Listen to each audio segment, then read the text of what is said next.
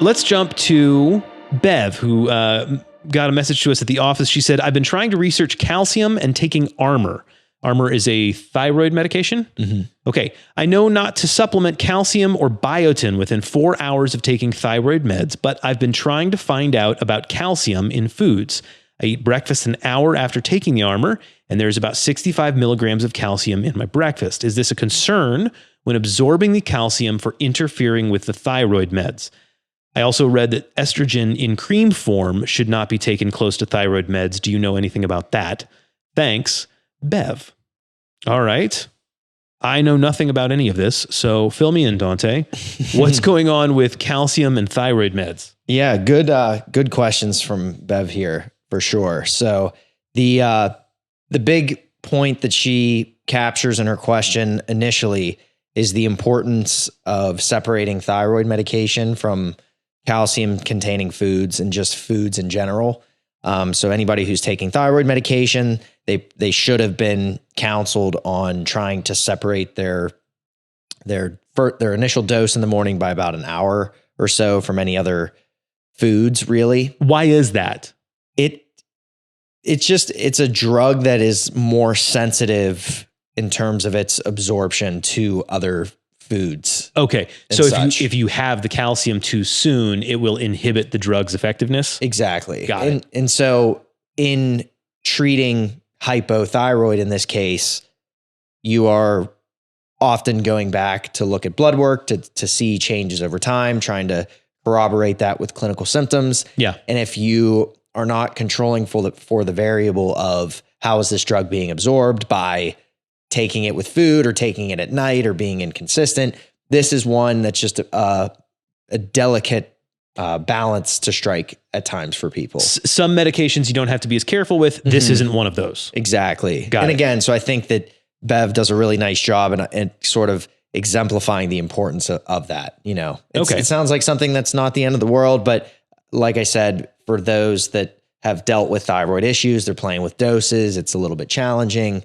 This is maybe one thing that you can control for. So, okay. So with that out of the way, to kind of address her point, the way that she's separating it currently is definitely sufficient. So again, that 1 hour mark is critical, even with the amount of calcium that she's described that she's taking. Now,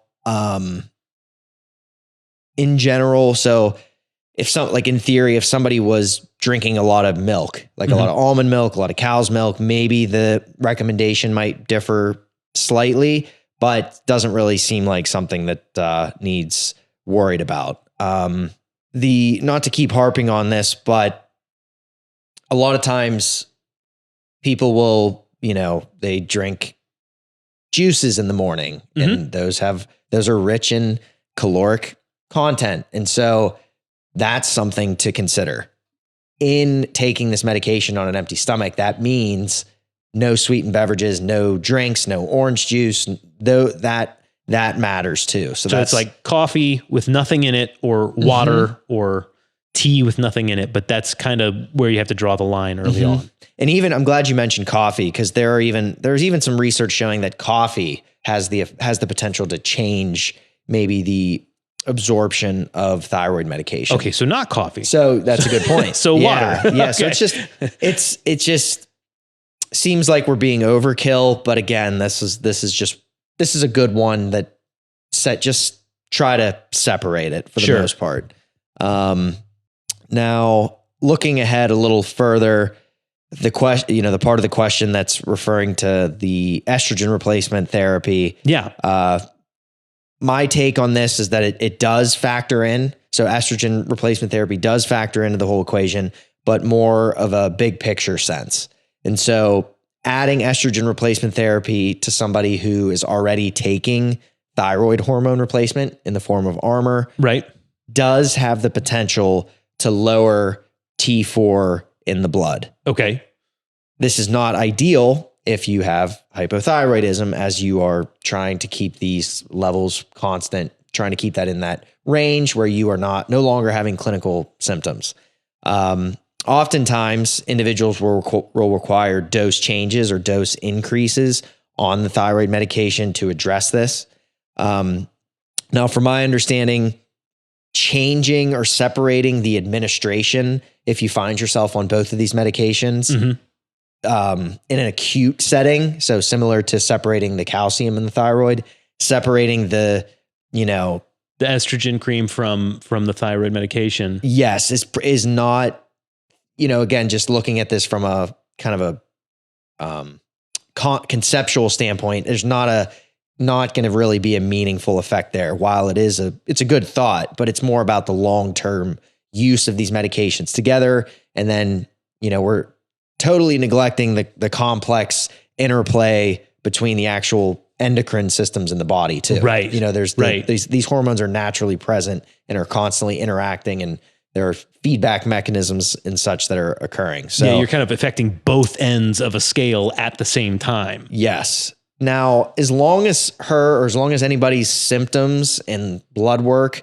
are generally in a stable place, i.e. the hypothyroidism has been well controlled, then again, this is just something we're not super worried about. Now, to her point, there is some additional evidence indicating that topical or transdermal, technically estrogen in the form of creams, might have less of an effect on T4 levels in the blood, versus the oral estrogen replacement. So that's something to consider. So this might be a better version of that for her. Exactly. So if I understand correctly, what you're saying, separating out the breakfast from the thyroid medication, probably a good idea, but an hour should be sufficient. You're doing great. Just keep that up. And as far as the estrogen is concerned, the timing won't matter nearly as much as the fact that you're taking estrogen and the thyroid medication. Those two things that's enough of a handful on its own. Don't sweat the timing there. Very cool. Bev, I hope that helps.